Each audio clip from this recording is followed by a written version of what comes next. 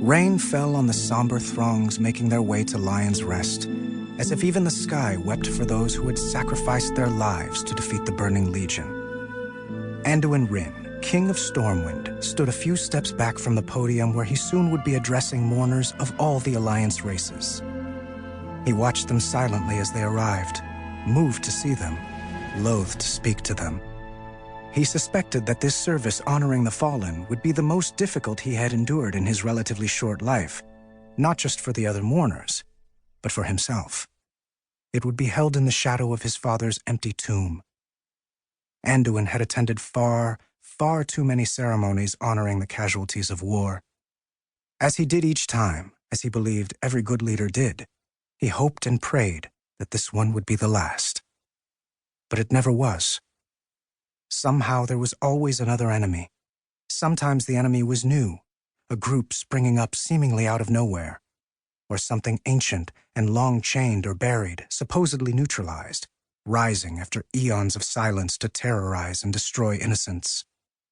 Other times the enemy was bleakly familiar, but no less a threat for the intimacy of the knowledge. How had his father met those challenges time after time, Anduin wondered. How had his grandfather?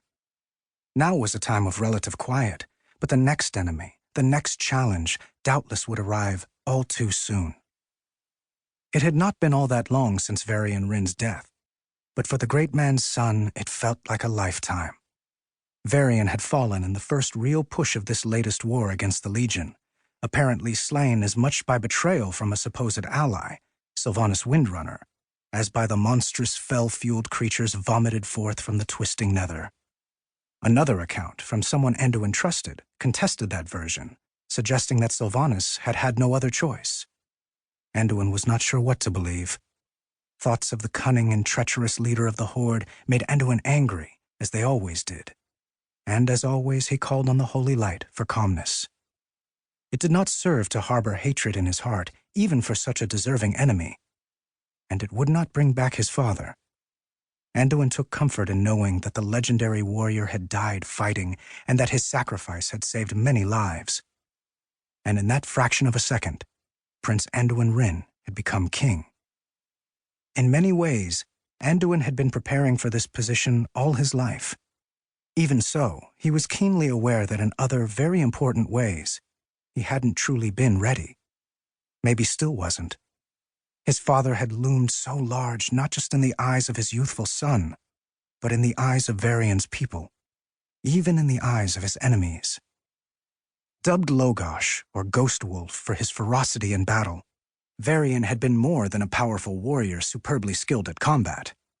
He had been an extraordinary leader. In the first few weeks after his father's shocking death, Anduin had done his best to comfort a grieving, stunned populace reeling from the loss, while denying himself a proper chance to mourn. They grieved for the wolf. Anduin grieved for the man. And when he lay awake at night, unable to sleep, he would wonder just how many demons in the end it had taken to murder King Anduin Wrynn. Once he had voiced this thought to Gen Greymane, king of the fallen realm of Gilneas, who had stepped in to counsel the fledgling monarch. The old man had smiled, even though sorrow haunted his eyes. "All I can tell you, my boy, is that before they got to your father, he had single-handedly killed the largest Fell Reaver I ever saw in order to save an airship full of retreating soldiers. I know for certain that Anduin Wrynn made the Legion pay dearly for taking him." Anduin did not doubt that. It wasn't enough, but it had to be.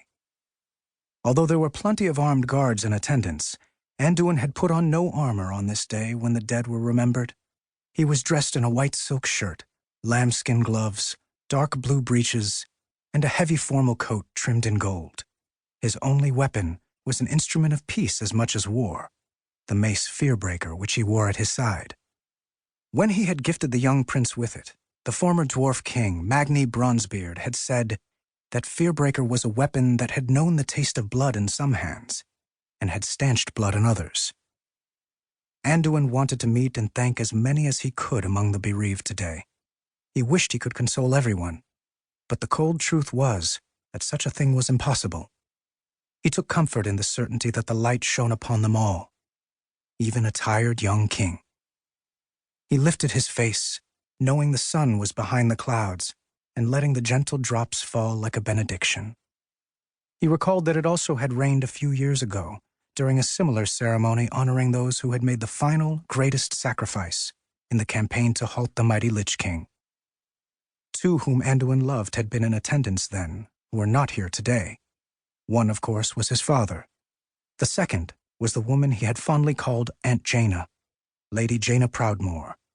Once the Lady of Theramore and the Prince of Stormwind had been in agreement regarding the desire for peace between the Alliance and the Horde. And once there had been a Theramore.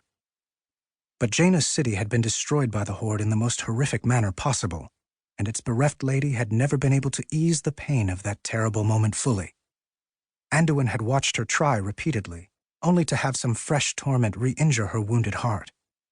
Finally, unable to bear the thought of working alongside the Horde even against so dread a foe as the demonic legion, Jaina had walked out on the Kirin Tor, which she led, on the blue dragon Kalikos, whom she loved, and on Anduin, whom she had inspired his whole life. "May I?"